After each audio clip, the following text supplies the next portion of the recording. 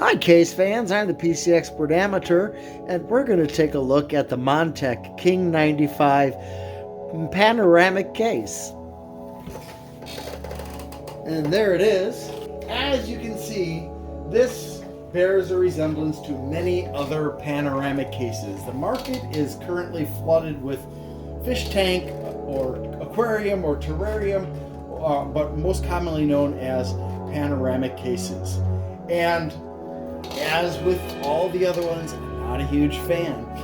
Before this, I reviewed the O11 Dynamic from Lian Li, which wasn't the first of the O11s, but it's one of several. They've got a whole bunch of them out there, at least half a dozen, if not more, different O11s. As you can see, we've got a curved corner here, and I don't take the plastic off unless I'm going to use the case myself.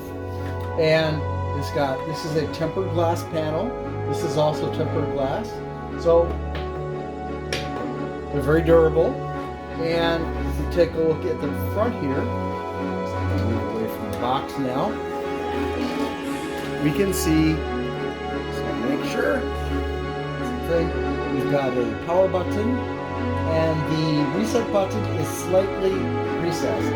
Unfortunately, the difference in pressure required is not that great, but there is a slightly greater requirement for pressure on this reset button. We have the microphone and speaker jacks, although I don't know which is which, because just like the O11 Dynamic and some of the other cases I've been reviewing, they didn't bother to mark that on there. It's really irritating. Unlike the frustratingly vague information for the O11 Dynamic that I reviewed, the manual does actually indicate that this is the microphone and this is the speakers or headset. My only complaint here is I think that they should have done something more to make this a little bit more attractive, make it pop a little bit more. I think that they should have, first of all, the blue of the button should have been replaced with something else. It could have been the translucent white of this light bar here, where you can see the LEDs through it, or it could have been a metallic color or even just black like the inside of the case. I also think that they should have done blue for the USB, since this is not USB 2.0. So why are they using the old color for USB 1 and 2 when they should be using, actually, just one actually. I think there should have been a blue here, if not another color entirely. I just think that they missed an opportunity to make it a little bit nicer. Now, one of the differences between the O11 Dynamic and this one, this panel here, whereas it looks quite similar to the Dynamics panel, this is plastic. On the O11 Dynamic, it is aluminum. Now, obviously, both this case and the O11 Dynamic are heavy cases. Neither of them are going to win any awards for lightness. But there are some definite differences. So let's take a closer look at this. But before we do that, I wanted to show you the accessories that we get with this case. Now, this is what it comes with. It even gives you some instructions so you know what to do with what's inside of here. So this is nice. I mean, I'm happy with it. It even is color coded so you don't get sent the wrong one with your case. And it was in the case, supported underneath by that packet. It has a nice container for the accessories. We've got Velcro.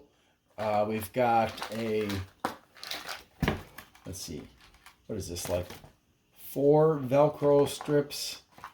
We've got cable ties. We've got covers for the USB. So if you're not going to use this, you can just block it like that. And you can also block the USB 3. You can block you can block the microphone and headphone speaker jacks. I've got at least one extra thumb screw. We've got standoffs and all kinds of other screws and stuff in here. So it's complete with even grommets for mounting hard drives and SSDs. So it's a pretty good collection of parts. If I can just get the darn thing closed again. So that's nice. And it comes with, in addition to the motherboard, obviously, that was in here, or sorry, the manual was in here. It has this to connect the power switch and the power LED to the motherboard, as well as there's another LED connector here, so you can run that to the motherboard, it looks like. And that can be a nice little thing for you to use, possibly. I mean, obviously it's been detached, so it's not a required part. The weight of this is 10.85 kilos, and the dimensions are 475 millimeters long, 300 millimeters wide, and 442 millimeters tall. The metal is 0.8 millimeters thick SPCC, and the glass, not only is the glass 4 millimeters thick, but it can withstand up to 2,400 kilograms of weight, as you can see here. The ARGB lighting has 6 dynamic light modes and 29 unique combinations compatible with ASRock, ASUS, Gigabyte, MSI. And you can see there's the power supply, hard drives, SSDs, graphics card, hard drives in the cage, and more SSDs, as well as fans. And here's an airflow model with the mesh front, and here's the model with the glass front.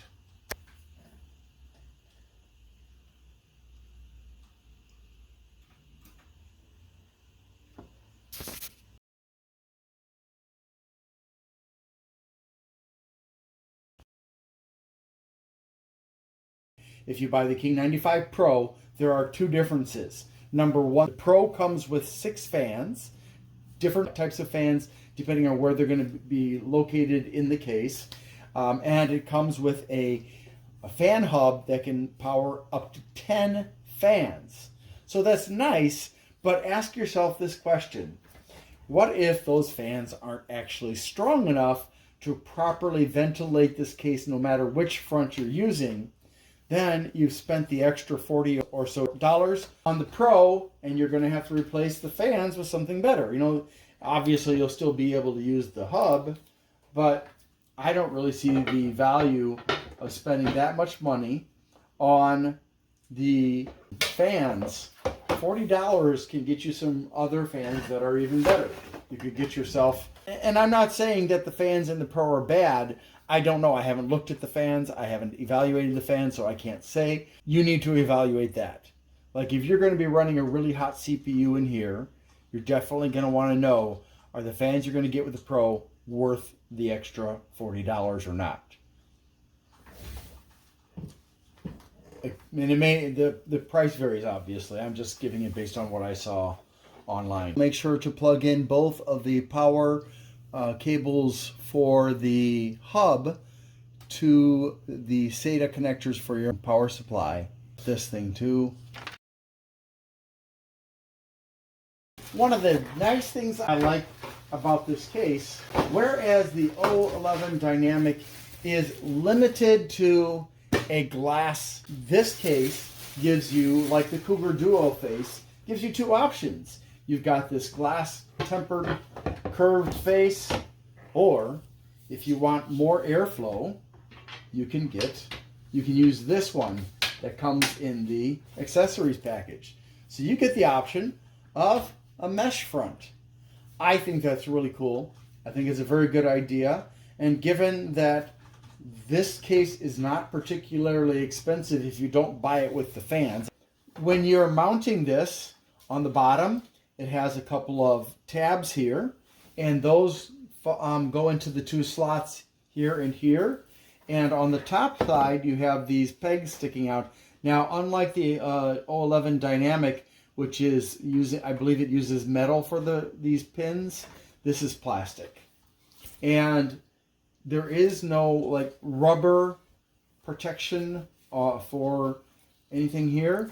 And I did notice that there's a little bit of paint that has been rubbed off there and also there. And that's from transportation as far as I can tell. It certainly wasn't for me. But it's easy to take off. You just dig your finger in there. Or you can lift off the top and then remove it if you have like really big fingers. Now I want to show you the other aspect of this case that I think is pretty nice and something that the O11 Dynamic doesn't have. I'm not even sure which of the O11s has something like this, if anything, because I haven't investigated that. Now, this is actually something that you can open up, and so you've got a thumb screw here and a thumb screw here, and you will need a screwdriver to loosen the thumb screws on this case, because they tighten them very tight for shipping so they don't come loose. So you shift it over here. Now you can see that it's hitting this thing. So what you do is, this is a revolving hinge, I guess you could say.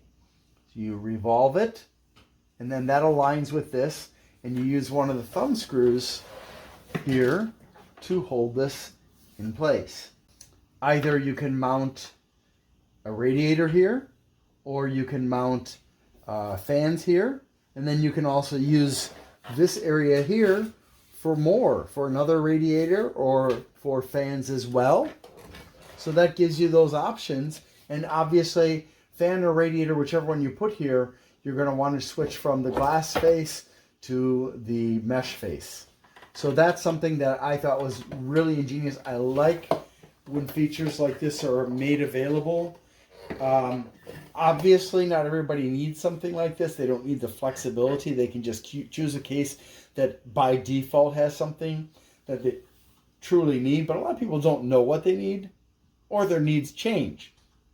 And some people, like myself, for example, want to be able to experiment and try different things. So in order to put this back, obviously, you're going to have to swivel that hinge backwards again and push that back in place, and then you are going to put your thumb screws on.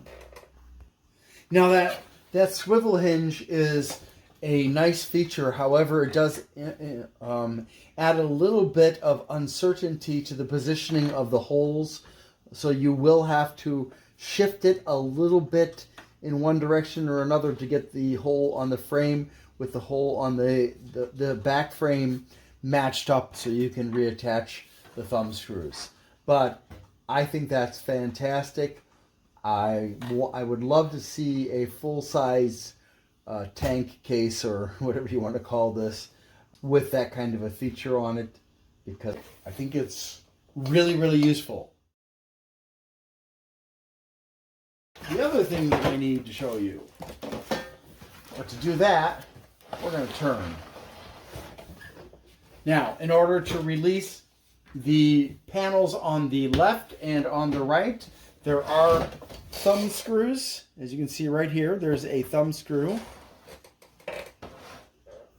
Kind of hard to show it to you, but right there. So you need to release that thumb screw, which is captive. And not only is it captive, but because the metal is of this frame for the glass is metal, it's painted. So they've actually put a little gasket of some kind. I can't tell if it's plastic or whatever, but it protects the paint on this spot here from getting removed easily by that thumb screw. So then you just push and it releases. Now do keep in mind that the bottom is held in place with the tab and slot system. The top is held in place with the pins, like that. And you can see the tabs are very big, but once you've pushed, it's going to come off. So be careful not to let it drop. There is no rubber to protect anything, which I think is a little bit of an oversight. We can see that we can put in here mini ITX, a micro ATX, and ATX. We can't put in an E-ATX, unfortunately. But hey, that's still good, and most people don't need E-ATX motherboard anyways. So it's not a big loss or anything like that. You can see that the cable management system is here, and it uses Velcro, which was a bit of a gripe for me. We can also see that we've got grommets for the cable holes here and up here and also for here, and these are very large. So that's nice for those of you who are concerned about people seeing through the holes, and I hope that these are going to stay in place better than some of the other brands. It looks like they're pretty flimsy, but seems to be the trend with these companies to forget that a grommet is useless if it's going to come off and not be easy to put back on when you are running cables through it, especially the larger cables like the power cables. We have the 7 slots, which are removable, reusable instead of punch outs. There are a few other things I need to show you about this, but I'm going to start with the bottom here because that'll lead us to the other accessory that comes with this case. As you can see, you can mount fans on the bottom here. This I'll show you in a bit. The interesting thing here, aside from lots of airflow space on all 4 sides, unlike the O11 Dynamic, which has only got airflow space on 2 sides. The other accessory is this for mounting 2.5-inch and 3.5-inch storage devices, and that mounts on here. So you're going to attach it. You got the 2 tabs here. They go into the slots here. And then the thumb screw that I mentioned is in the accessories box. Goes right there, and then you can pre-mount, and you should pre-mount actually, your storage devices before you put this on here. Because you're not going to be able to screw them in, and and obviously these big holes mean that you're going to be using the grommets and the bolts with the extra large heads for attaching all of that. And it shows you whether it's SSD with an S or hard drive with an H. So each of these holes is labeled to make it easy for you. So you're going to mount your devices on here, then you're going to install it, and Bob's your uncle, somebody or other says. It's all done. So that is another nice feature. Easy on, easy off. Now the only downside of that is, on the bright side, it's only one piece that you have to add or subtract. On the downside, well, if you only need to remove one device, you're still going to have to struggle with the fact that all 3 of the devices are on the tray. So that's, pros and cons. Everything is pros and cons. So we can take this off. And notice there is no support here. This is a nice mesh on the inside, and this nice pattern on the outside. And additionally, it provides side ventilation, which you probably noticed because you can see that gap going all the way around. Do be careful though, because these are plastic pegs. If you break one of these pegs because you're being careless, well, obviously that's not a great thing. Now, I don't see a way to actually take this off to be able to wash it separately from the metal part. So you're going to just take the whole thing, or you can use a vacuum. So I'll give you an example. I want to explain something really briefly. No, this is not an ad placement, but I'm using this as an example. Do not buy the cheapest blower vacuums that you can find, the handhelds. because I have already tested the cheapest one that you will see many different brand names of and slight variations. They're all basically the same. They will all break after a few uses, so don't get those. Spend more money and get a better quality one. This has got 3 speeds. It's got a little LED readout. And it has, this side blows, this side sucks. It comes with various adapters, with brushes, without brushes for those functions. So you can get something like that and use that to clean that up. Also on this side, you can clean both the grill around the edges as well as this. Just don't push too hard on the mesh, which undoubtedly is made of plastic, not metal. The maximum clearance for an air cooler on your CPU is 175 millimeters this way.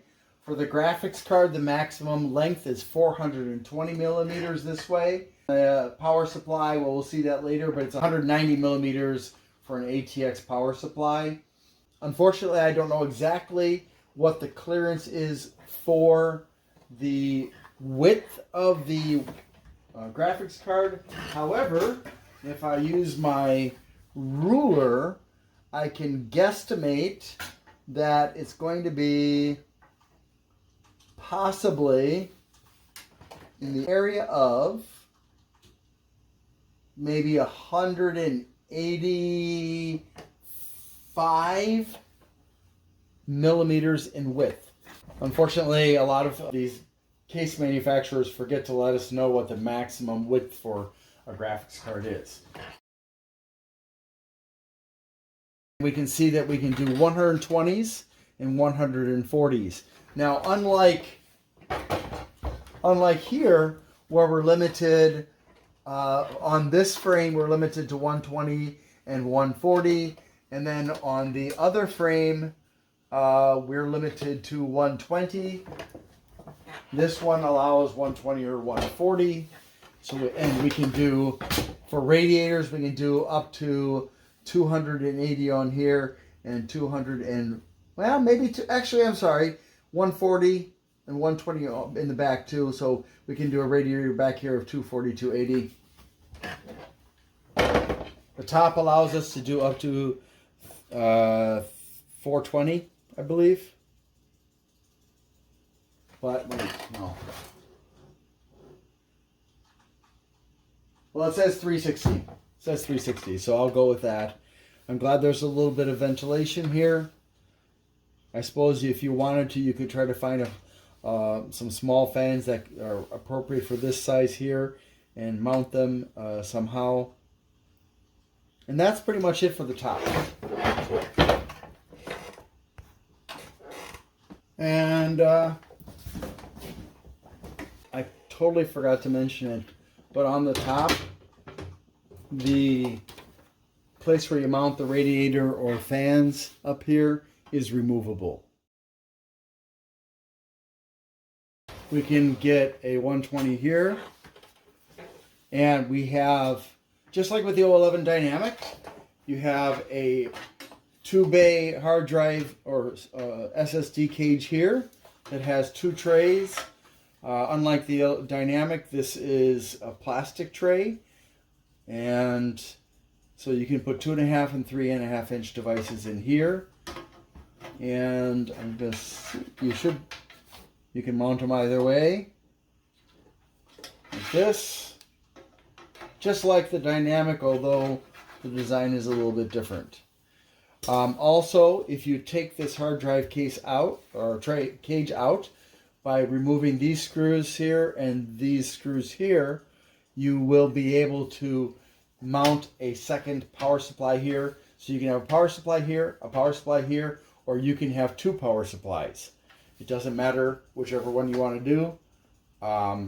You can do a maximum of 190 millimeters in length for the power supply. So that's nice. And other than that, there's really very little else to show you other than this. Right down here, there is a dust filter that runs the length of the bottom. well, most of the length anyways. And this is plastic, so if you're going to be washing it, please be careful because it will get damaged if you're not careful. So better to have a nice handy little fan or vacuum like I have. By the way, never use an air compressor to clean anything in a computer. Never, ever. You will destroy things. Air compressors are enemies of computers. Do not. Okay. So as you can see, that's what we've got there. And they used the legs cleverly. Number one, to retain this. Number two, the legs on this side are also used to retain the left and right side panels. So that's all, very clever ideas. Oh, and finally, they made me very happy because instead of using cheap, well, they did actually. I thought I was going to be happy. Instead of using a thick rubber foot that is held in place by a bolt, they used adhesive rubber, rubber held in place with adhesive. A captive screw. And just like on top, it's got this same theme as on the top. And it's got the same situation with the dust filter. I'm not really sure why it has that in there. Oh. What the heck? I'm not sure if this is supposed to be removable or not. Probably not. I'm not really sure. This is being held in place with adhesive. I am not sure why that is there. I wonder if that might be a mistake, if that was supposed to be removed or not. I'm sure not going to try to remove this whole thing because I'm afraid I'm going to break it. Setting that aside, we have got, again, the hard drive tray. And I guess I'm going to go ahead and show you about removing this. I suggest that you loosen the bottom two screws first and then loosen the top ones.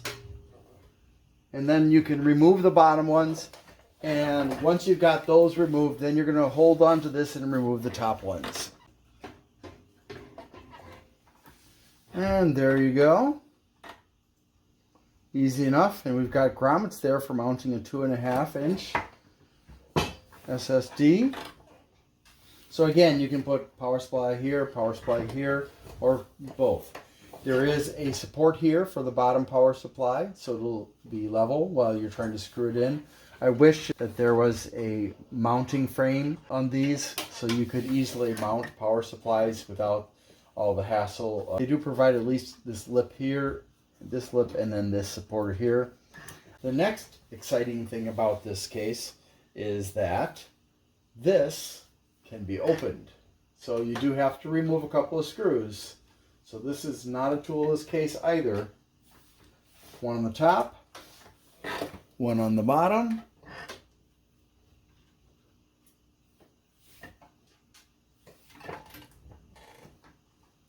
Well, that's nice. That allows you very easily to work on this surface if you're going to be having this one over there. So it makes it much more convenient to mount a radiator or fans here. So I really like that. Now, but there's another thing that's nice about this. If you take this screw and this screw off, and I'm having a little trouble with that one, but there we go.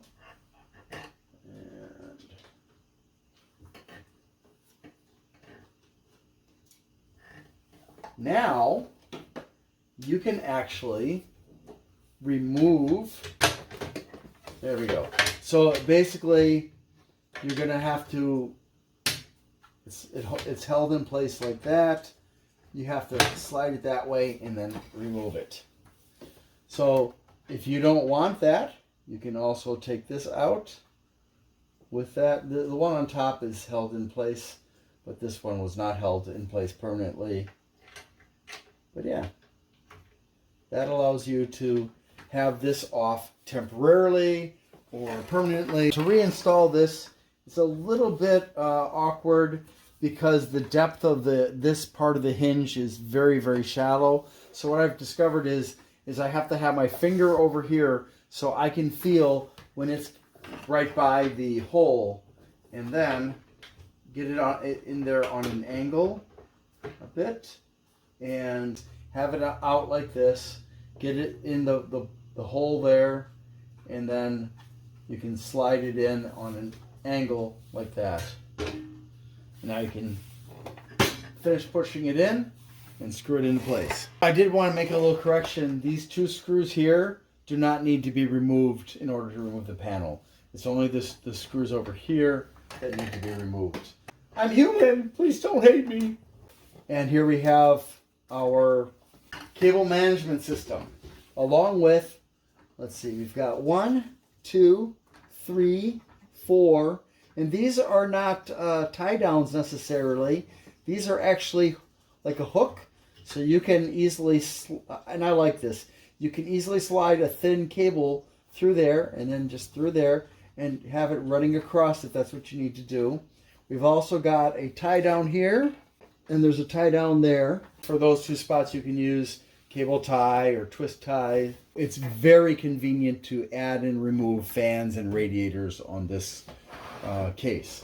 You take that off and take that, take this, you can take it apart to the point where it's so much easier. I haven't tried building it yet, but based on the fact that I can either swivel or remove all of the mounting frames except for on the back, it would be a pleasure to build in that respect at least. So in total, for drives, you can get a maximum of 8 2.5-inch drives and or 5 3.5-inch drives. I think there's some overlap between those though. Now, if you get the 95 Pro, make sure to plug in the ARGB cable to the header on your motherboard. I did miss that there is a tie down over here too. There is also this thing here, which I thought this piece was solely related to this rotating panel here, but I think there's actually another purpose for it, because it looks like here is some kind of a part for a hinge, but I don't see one on the bottom, so I'm not really sure what's going on with that. If anybody happens to know, let me know in the comments, please. Now we do have the cabling. So we've got USB 3.0.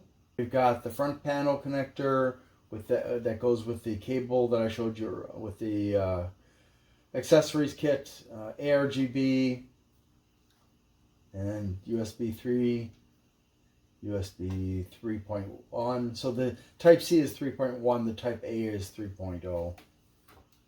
And then this is the audio. I put this in here like this. It's a nice tidy place to put it.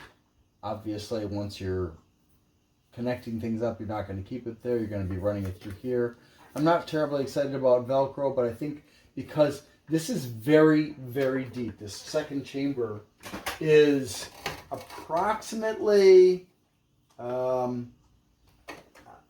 4 inches deep, which is about 10 centimeters deep. So that's a lot of space. So you do not have to worry about the bulge of cables running through here interfering with the installation of the back panels. I did say 190 millimeters for the power supply, which would be that far back. If you take off this panel, that means you're not going to be able to use this for radiator or fan, and you're not going to be able to use these for mounting 2.5-inch SSDs. If you just keep that off, you could, at least in theory now, you could go to about 26 centimeters long. But that is not probably a good idea unless you're not going to have a lot of cables running through here, because those are going to hit the cable management here. You would have to consider how can you move these things so the cables no longer run through there in order to allow that kind of length. Otherwise, you're looking at a safe maximum of about 20.5 centimeters. I know. Some people don't like the rainbow stuff, but I like it. I find it kind of soothing. Okay, so you can see there's a nice rainbow effect. Goes along there. And obviously down on the bottom as well. Now, one of the interesting things about it is the light will travel through the glass and bend, and you can see it here too. It also gets caught by the edge of this panel, and you can see it a bit there. So that's kind of cool. This is the Montech King 95/95 Pro, obviously without the fans and the controller, but that's beside the point. It's the same case, you just get extras with the Pro.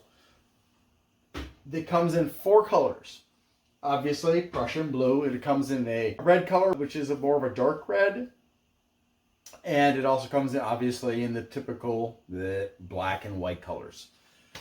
I personally am really tired of black and white and beige cases, having grown up with that for most of my life since the 1980s. So yeah, I'm happy to see other colors. Thank you, Montech, for providing us with other options that most other companies don't want to do. I think this is going to be an enjoyable case to have. I think that because of the option of the swiveling frame here and the mesh here on the side, I think that gives this case an edge over a lot of the other panoramic cases. You can do airflow from the bottom and out, or you can, with the mesh side, you can do airflow going the typical way, like this, from the front to the back, or you can do some kind of a combination. I think this gives a lot more versatility than the O11 Dynamic and the O11 and some of the other O11s and so a lot of the other panoramic cases. So I think this is definitely worth considering if you want to have this style of case. Is it the best case for everything? Well, I can't say that because I haven't tested it yet. But I think this is a really good contender, and it's reasonably priced, unlike a lot of other options out there where you're getting fewer fans or no fans and you're paying more money than you can pay for the Montech King 95. They also have the 65. What do you think about this? What do you like about it? What do you think they could have improved on? Would you prefer that the dust filters are removable? Because they're definitely on this side in the back, definitely not removable. Is there anything that you'd like to see? Would you like to know what that mysterious bracket in the back at the top of the frame is? I would like to know, because it's intriguing. It's a little mystery. But yeah, thank you so much for watching, and have a great day. Need to ask for your help. I'm sorry. On December 11th, 2024, Amazon terminated me and used false accusations against me. And on December 17th, I had my left shoulder operated on. I'm getting a lot better. I can do some things with my hand and my arm, but it's still pretty limited. If you could please help me out by liking, subscribing, sharing, commenting, and turning on notifications for my channels, that would really help. If you want to help me financially and you can afford to, you can go to my Glenn's Fast Reviews and you can do a super thanks as a donation there. If you want to donate on a monthly basis, you can become a member there. And or you can go to patreon.com/GLENNMII. So thank you for that. Also, I'd like to say thank you to bleepingcomputer.com for allowing me to post messages on their forum about my videos. Thank you so much. And don't forget to visit them. They offer a lot of wonderful resources for people who are using computers. Have a wonderful day. Thank you.